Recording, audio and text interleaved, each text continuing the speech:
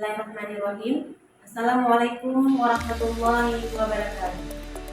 Salam sejahtera bagi kita semua. Izinkan saya memperkenalkan diri. Nama saya Devita SSTMK, merupakan dosen program studi Pembinaan Langsa Poltekkes Kemenkes Aceh.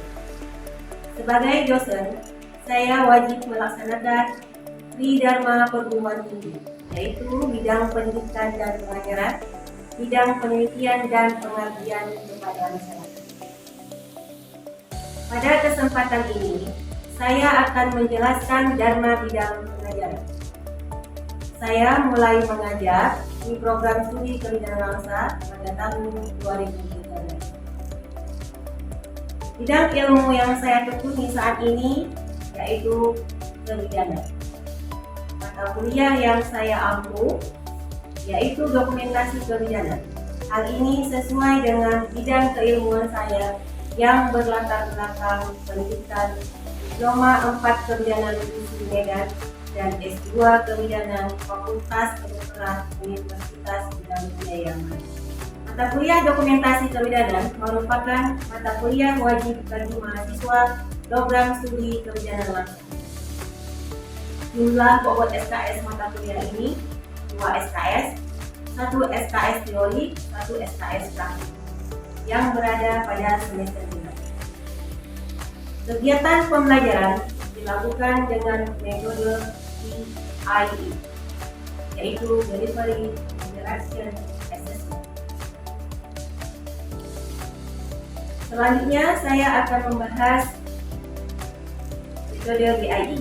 Yang pertama, delivery.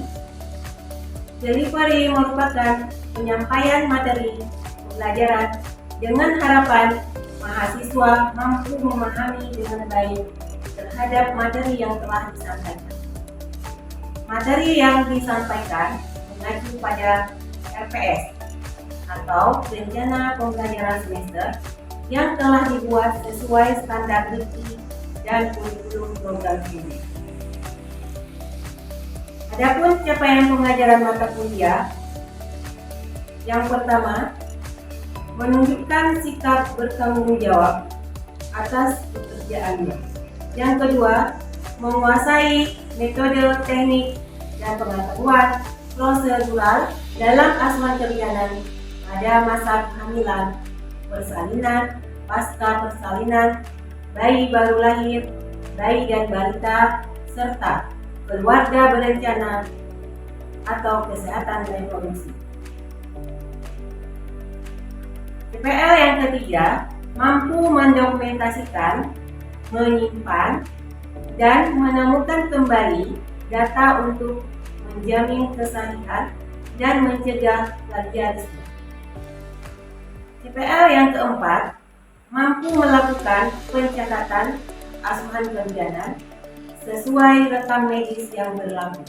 Dari keempat capaian tadi telah diturunkan menjadi 6 aspek sub CPNK. Sub CPNK yang pertama menjelaskan konsep, teknik, dan model dokumentasi kebidanan. Kedua, mampu melakukan pendokumentasian asuhan kebidanan kehamilan. Sub CPNK yang ketiga mampu melakukan pendokumentasian asuhan kebidanan persalinan dan bayi baru lahir. Sub CPNK yang keempat melakukan pendokumentasian asuhan kebidanan lipat dan laktasi. Yang kelima, mampu melakukan pendokumentasian asuhan kebidanan neonatus, bayi dan balita. Yang keenam, mampu melakukan pendokumentasian asuhan kebidanan keluarga berencana atau kesehatan reproduksi. Kemampuan yang diharapkan setelah mempelajari mata kuliah dokumentasi kebidanan adalah: yang pertama, mahasiswa mampu menjelaskan konsep dokumentasi kebidanan. Yang kedua, mahasiswa mampu mengaplikasikan teknik pendokumentasian. Yang ketiga, mahasiswa mampu menjelaskan model pendokumentasian POR, SOR, dan PDF.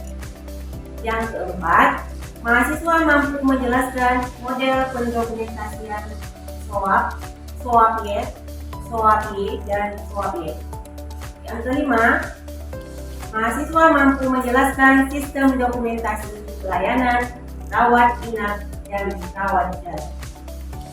Yang keenam, mahasiswa mampu mengaplikasikan pendokumentasian dan dengan SOAP.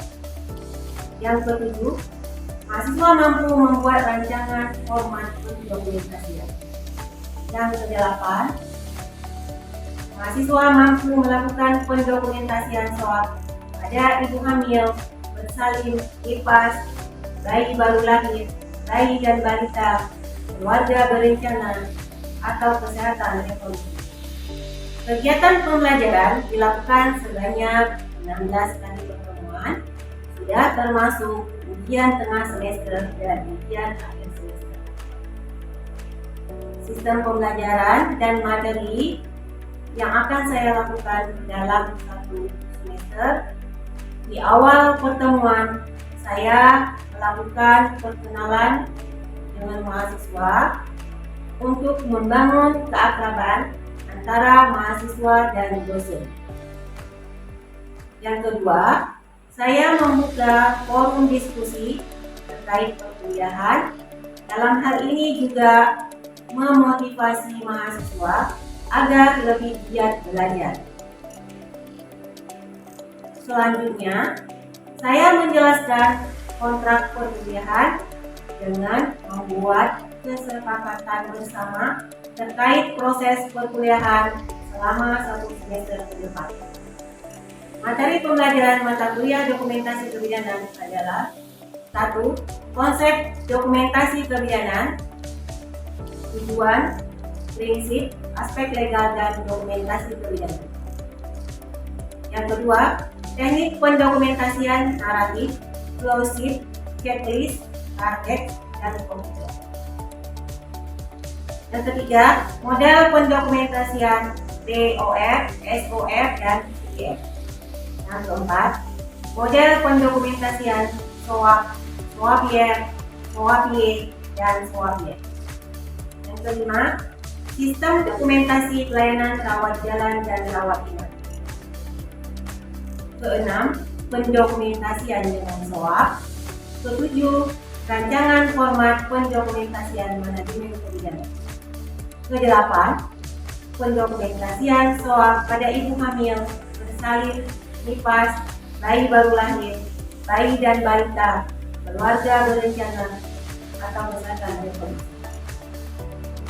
Inilah gambaran pembelajaran perkuliahan dokumentasi kebidanan yang saya ambil selama satu semester berjalan. Materi perkuliahan yang saya susun berdasarkan beberapa referensi, diantaranya 1. Buku Farmi Literary. Yang kedua, saya menggunakan buku dokumentasi catatan medik. Yang ketiga, buku Alvaro Salinda. Yang keempat, modul dokumentasi kebidanan oleh Sindini Handayani. Yang kelima, referensi penunjang, yaitu beberapa artikel ilmiah yang dijadikan bahan diskusi terkait materi pembelajaran. Inilah bentuk delivery yang saya terapkan dalam mata kuliah dokumentasi kebidanan. Bagian kedua, interaction. Interaction adalah salah satu bentuk interaksi antara dosen dan mahasiswa, baik secara langsung maupun tidak langsung. Interaksi secara langsung adalah tatap muka langsung di dalam kelas perkuliahan, sedangkan interaksi tidak langsung menggunakan beberapa saluran komunikasi seperti grup WhatsApp, Google Classroom, Zoom Meeting, dan email. Pada awal pertemuan juga dilakukan review pembelajaran yang berfungsi untuk mengingat kembali materi-materi pembelajaran sebelumnya dan akan disambungkan materi-materi yang akan datang. Metode dan strategi pembelajaran yang saya terapkan adalah saya menerapkan pendekatan SCL, Student Centered Learning, yang kegiatan pembelajarannya ini berpusat pada mahasiswa, sehingga mahasiswa belajar lebih aktif, mandiri, dan inovatif. Sistem pembelajaran yang saya terapkan interaktif, di mana dosen memaparkan materi dalam kelas dengan menyisipkan pertanyaan dan meminta pendapat mahasiswa dalam bentuk diskusi, agar mahasiswa lebih semangat dan termotivasi dalam belajar. Selanjutnya, membentuk diskusi kelompok dengan metode project based learning dan memberikan tugas kepada setiap mahasiswa untuk menganalisis kasus-kasus kebidanan dalam bentuk naratif case study. Pada setiap pertemuan, mahasiswa juga diberikan tugas mandiri sebagai tindak lanjut setiap pertemuan kuliah. Inilah bentuk interaksi yang saya terapkan dalam mata kuliah dokumentasi kebidanan. Kemudian, bagian ketiga adalah asesmen, merupakan penilaian atas pemenuhan capaian pembelajaran mata kuliah. Pada awal perkuliahan telah dijelaskan bobot penilaian terhadap mahasiswa, yaitu 1. Penilaian sikap sebesar 10%, penilaian tugas atau kuis sebesar 30%, penilaian ujian tengah semester sebesar 30%, dan penilaian UAS sebesar 30%. Mahasiswa yang lulus mata kuliah dokumentasi kebidanan adalah mahasiswa yang mendapat nilai 60 sampai 100 dengan nilai mutu A, B, dan C. Demikian penjelasan mata kuliah dokumentasi kebidanan. Berikut saya akan menampilkan proses pengajaran di kelas. Selamat menyaksikan. Assalamualaikum warahmatullahi wabarakatuh. Waalaikumsalam warahmatullahi wabarakatuh. Sore adik-adik, apa kabar semuanya? Baik, Bu. Alhamdulillah.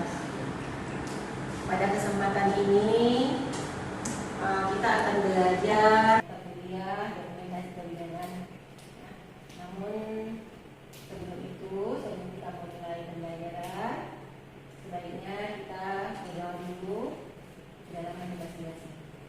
Doa dulu.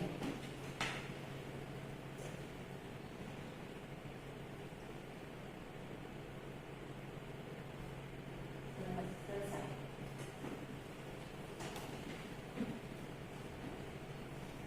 Baik, sebelum kita mulai pertemuan kita yang ke-8, ya, Ibu akan mereview sedikit ya materi pada pertemuan sebelumnya tentang teknik pendokumentasian. Masih ingat adik-adik? Masih, Bu.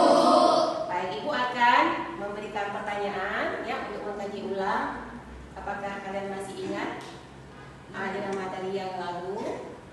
Ya, saya akan melempar pertanyaan. Nanti silakan yang mau menjawab menyebutkan namanya. Ya.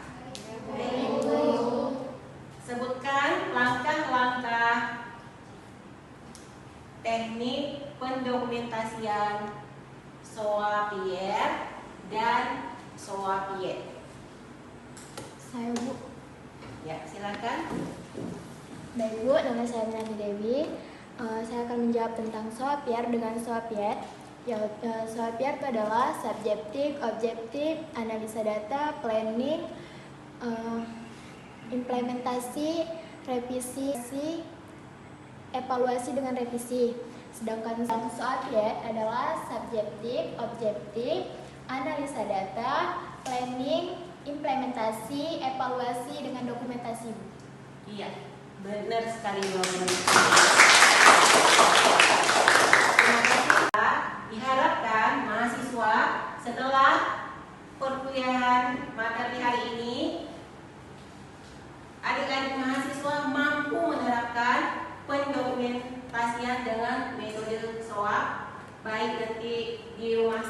di klinik bersalin maupun di puskesmas dan polindes. Yang ke-8 kita akan membahas tentang dokumentasi SOAP, ya. Apa itu S, apa itu O, apa itu A, apa itu P. Nah, sebentar lagi kita akan membahas tentang SOAP. Ya. Pengertian SOAP, ya. SOAP itu subjektif, objektif, analisis dan planning, ya. Kalau pertemuan sebelumnya membahas tentang SOAP ya dan SOAP ya, namun yang pertemuan kali ini membahas tentang SOAP. Hanya 4 langkah saja yang dibahas, ya.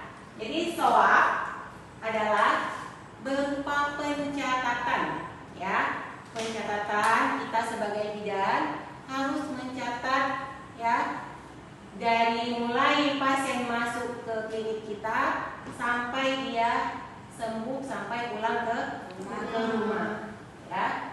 Jadi SOAP ini adalah bentuk pencatatan yang bersifat sederhana, ya, sederhana dari SOAP tadi, ya, jelas, logis, dan tertulis. SOAP ini memang dia lebih jelas, ya, ringkas, mudah, karena hanya 4 langkah. Kemudian SOAP dipakai untuk mendokumentasikan asuhan pasien dalam rekaman medis pasien sebagai catatan pemanduan. Kemudian metode SOAP ini punya prinsip, ya, ada beberapa prinsip di sini kita lihat. Pengkajiannya harus akurat, ya. Jadi kalau di dalam format pengkajian SOAP, ya, itu sudah jelas ada biodata kan yang pertama, biodata, ya, nama pasien, umur, alamat, pendidikan, ya, nomor telepon, nama suami, ya, keluhannya apa. Jadi dia harus akurat, harus lengkap ditulis, ya, data dari pasien sesuai dengan kenyataan. Kalau memang dia kenyataannya sakit, tulis, misalnya sakit kepala, sudah berapa hari dia sakit kepala, dicatat, ya. Atau mungkin keluhannya dia mual muntah, ada ibu hamil muda, ditanya berapa kali sehari mual dan muntahnya. Baik, ibu akan menjelaskan. Jadi kalau diagnosa pidana itu atau nomenklatur kebidanan itu sangat penting, yang dilihat berdasarkan dari data subjektif dan objektif. Salah satu contoh eklamsi, bayi lahir BBLF, kemudian partus lama, persalinan dengan seksium. Nah, itu semuanya namanya diagnosa kebidanan. SOAP ini dari mana turunannya SOAP?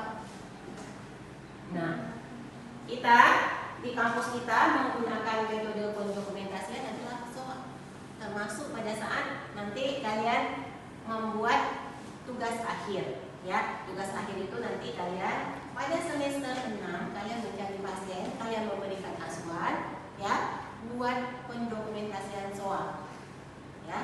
Jadi menggunakan SOAP. Nah, turunannya dari mana? Yang pertama sekali pendokumentasian kebidanan itu adalah dari Alan Farney tahun 1997. Nah, ini yang pertama. Makanya ada sebutan teknik pendokumentasian Farney. Berapa langkah? 7. Nah, pintar sekali, ya. Jadi 7 langkah Farney ini kemudian menjadilah turunannya SOAP. Siapa yang kembangkan? Ya. Jadi dia lebih mudah. Dia turunan dari 7 langkah Farney menjadi 4.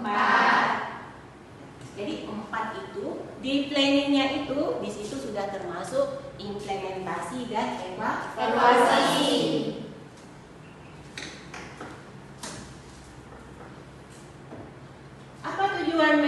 dokumentasi SWOT. Nah, kita lihat di sini ada tujuannya ya. Sebagai alat komunikasi antara penyedia layanan kesehatan antar disiplin. Ya. Kemudian ini sebagai bukti paling efektif dan mudah ya untuk dokumentasi hubungan awal pasien. Ada 4 langkah ya. Kita lihat terlebih dahulu di data S data subjektif ya. Ingat ya, S data subjektif ya, yang merupakan pernyataan keluhan pasien ya. Apa saja yang termasuk dalam data subjektif? Yang pertama, datanya berhubungan atau masalah dari sudut pandang pasien dan keluarga. Contoh, kalau dari sudut pandang pasien, ada memang pasien itu datang ya sudah parah, ya berbicara pun sudah tidak bisa. Infonya kita dapatkan untuk data S dari siapa? Keluarga. Benar sekali. Jadi keluarganya, ya, baik itu suaminya, ibunya atau kakaknya, ya. Kemudian kita lihat nih ekspresi pasien, ya. Ini berarti kita sedang apa nih? Inspeksi, ya. Inspeksi mengenai kekhawatiran ya. Lihat kita dia cemas atau tidak, ya. Kemudian keluhannya dicatat sebagai kutipan langsung yang akan berhubungan dengan diagnosis, ya. Kemudian data subjektif ini menguatkan diagnosa yang akan dibuat. Kenapa seperti itu? Itu tidak bisa kita tegakkan kalau data S dan data O tidak ada. Formatnya dicatat dalam bentuk narasi. Di mana bagian narasinya, Nak? Di bagian planning, ya. Laporannya mendeskripsikan misalnya ya ketidaknyamanan pasien, misalnya ibu hamil trimester 3. Biasa keluhannya sulit tidur, sering buang air kecil di malam hari. Nah, kita catat ketidaknyamanannya, ya. Nanti kita berikan asuhan apa yang tepat, bahwa sering kencing di malam hari. Kemudian kita tanyakan riwayat penyakit. Jadi riwayat penyakit ini bukan cuma riwayat penyakit pasiennya, tapi ada riwayat penyakit keluarga. Nah, kemudian tanyakan masalah pasien, ya. Kapan masalahnya dialami? Ya. Kemudian informasi yang berlebihan karena kemungkinan informasi yang didapat tidak relevan. Nah, data subjektif pada ibu hamil apa saja? Data pasien, ya, seperti tadi dijelaskan ada nama pasien, umur, ya, suku, bangsa, agama, ya, pendidikan, pekerjaan, alamat, keluarga dekat yang mau jadi dihubungi siapa? Suami. Kalau suami tidak ada, ya.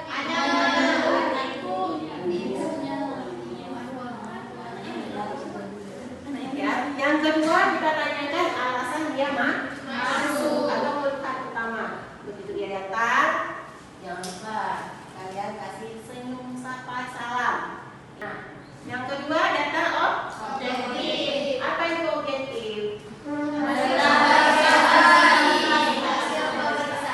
Ya, data hasil observasi dan hasil pemeriksaan. Harus jujur ya observasinya. Kemudian dari hasil pemeriksaan fisik maupun tindakan pada pasien. Pemeriksaan laboratorium masuk ke dalam data objektif.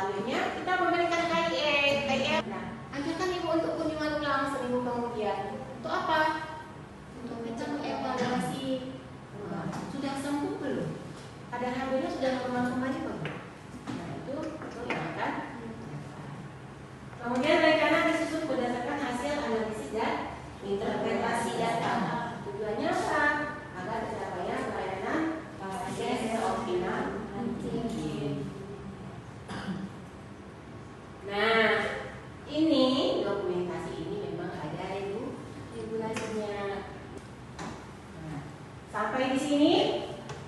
Ada yang mau bertanya?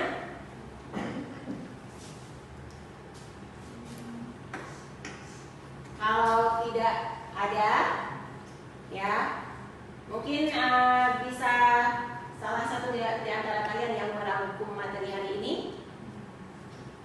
Silakan. Yang tadi kita telah pelajari, ada poin-poin penting yang perlu kita ingat dalam materi soal ini apa saja. Silakan. Nah, silakan Minati Dewi.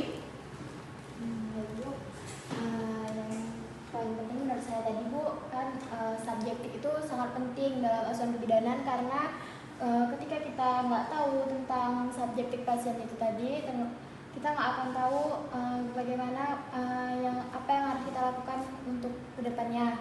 Terus kalau objektifnya itu tadi, kita harus mendapatkan pendataan objektif itu dari hasil pemeriksaan. Terus kalau analisanya tadi gunanya adanya analisa biar kita tuh tahu apa yang harus kita lakukan ini Bu. Ya, kalau analisa itu adalah menggunakan diagnosa dari data subjektif dan objektif. Terus kalau planning baru apa yang harus kita lakukan, tindakan apa yang harus kita lakukan pada pasien itu Pada saat ini dan yang akan datang.